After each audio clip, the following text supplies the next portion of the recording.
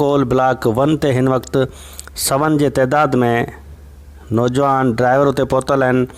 SOPs ते मुकमल अमल न पियो कयो वञे। SOPs किथे नज़र नथी अचे, उते माण्हुनि जी नौजवाननि जी वॾी रश लॻियल आहे। अहम शइ इहो आहे त ड्राइवरनि जी ट्रेनिंग तोड़े ड्राइवरनि खे ट्राए तौरु घुराइण जे लाइ को बि आम इतला न कयो वियो, जंहिं सबबु थरवासी नौजवान बेख़बर बणियल आहिनि। उन्हनि खे का ख़बर न आहे। ज़रियनि खां इतला मिलिया आहिनि त उते तक जा बासर जेके अॻवान आहिनि, तोड़े पटेल आहिनि, उहे उते वेठल मौजूदु नज़र अचनि था, पर हितां जे रहवासियुनि खे इतला न आहे कि वो थरवासी बेख़बर बणियल आहिनि।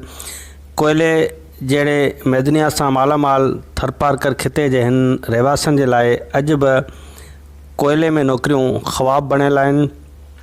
सिंध हुकूमत को उन तरफ़ ध्यानु नाहे ॾिनो, जंहिं सबबु थर जा रहवासी हिन वक़्तु मुसीबतनि में फाथल आहिनि। पंहिंजनि वसीलनि, पंहिंजनि हिननि कमनि कारनि ते बि थरवासियुनि जे लाइ नौकरियूं ख़्वाब बणियल आहिनि। थरवासी परेशान आहिनि, थरवासी मुसीबतनि खे मुंहुं ॾेई रहिया आहिनि।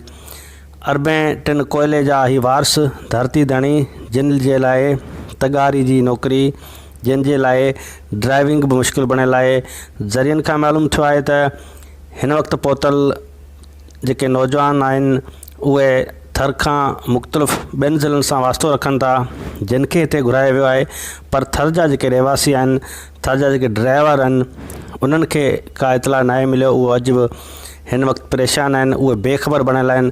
अहम ब्रेकिंग न्यूज़ थरकोल ब्लॉक 1 था पिया ॾियूं त फुटेजनि में तव्हांखे नज़र ईंदड़ ही रश ब्लॉक 1 ते आहे, जिते मुकमल तौर ते SOPs जूं धजियूं उॾायूं वियूं आहिनि। उते तमामु घणी रश आहे, जंहिं सबबु हिकु तरफ़ कोरोना जी वबा पकड़ियल आहे त ॿिए तरफ़ ही नौजवान रश जेके लॻे पई, इन्हनि मां कोरोना पकड़जण जो वॾो ख़तरो मौजूदु आहे।